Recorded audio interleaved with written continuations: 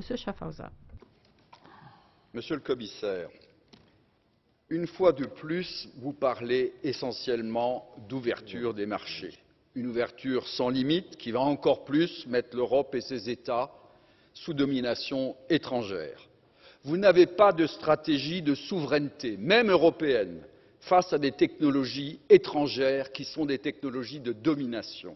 Votre marché unique, en conséquence, livrera encore plus les données européennes aux GAFA, Google, Apple, Facebook, Amazon, travaillant avec les services secrets américains pour l'Amérique et ses entreprises contre nos entreprises. Hier, en 1990, nous avions le premier marché mondial en e-technologie, le premier mondial en e-technologie avec Alcatel, et l'allemand Siemens se tenait également en très bonne place. Nous aurions dû faire naître un monopole européen que votre concurrence interdit. Aujourd'hui, Alcatel est détruit par son alliance avec les États-Unis, Siemens est dépassé au profit de sociétés américaines et chinoises, car il n'y a pas eu de protection du marché européen comme nous avions une protection du marché national avant les règles européennes. La Russie et la Chine ont mené une politique de souveraineté pour relever ces défis, l'Europe non. Aujourd'hui, vous proposez un cloud européen, c'est bien. Mais ce nuage sera-t-il dans le ciel des États européens, des citoyens qui veulent protéger leurs données? Votre approche libérale me fait craindre le pire. Vous le donnerez sans doute chez nous, aux sociétés étrangères à l'Europe. Votre marché unique numérique, sans véritable stratégie, soit appuyant à nouveau sur les leaders européens pour en faire des leaders mondiaux, en les protégeant tout d'abord dans un marché européen protégé, comme la Russie et la Chine l'ont fait pour préserver leur indépendance, est une soumission aux puissances extérieures. La Commission n'a pas d'ambition car elle n'a pas de frontières ni de souveraineté et elle détruit, au nom de la concurrence et de l'ouverture, les États qui avaient une telle ambition. Je pense à la France et à l'Allemagne. Il est temps de sortir, de construire l'Europe avec d'autres institutions. Monsieur Schaffhauser, il y a un carton bleu pour vous. Est-ce que vous voulez répondre? Honorable Hökmark. Monsieur Hökmark.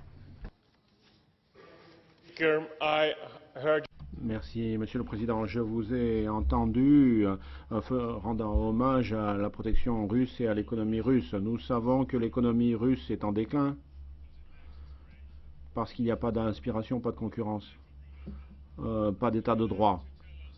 Souhaiteriez-vous nous dire comment vous examinez l'évolution, le développement de la prospérité et du bien-être en Russie? Si j'ai bien compris, c'est un modèle pour vous.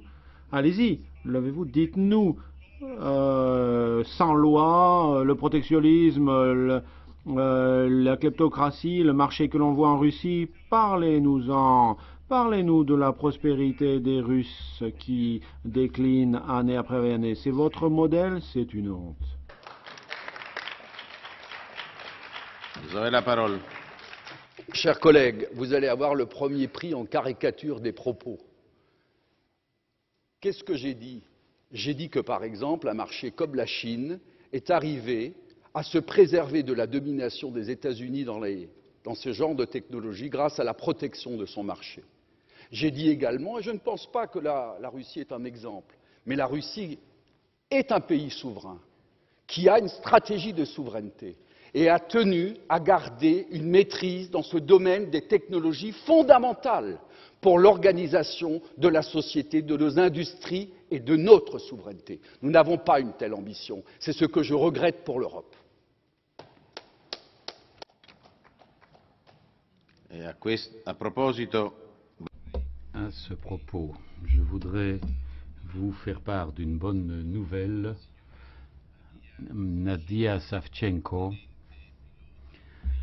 lieutenant pilote ukrainienne qui a été incarcérée en Russie pendant plusieurs mois, a finalement été libérée aujourd'hui. Et la journaliste d'investigation Khadija Ismailova a été également libérée en Azerbaïdjan. Comme vous le savez, le Parlement européen s'est prononcé fermement en faveur de la libération de ces deux femmes courageuses et nous pouvons finalement nous féliciter du fait que, rapidement, elles pourront reprendre contact avec leur famille.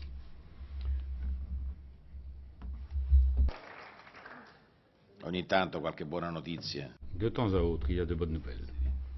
Ça nous rassure.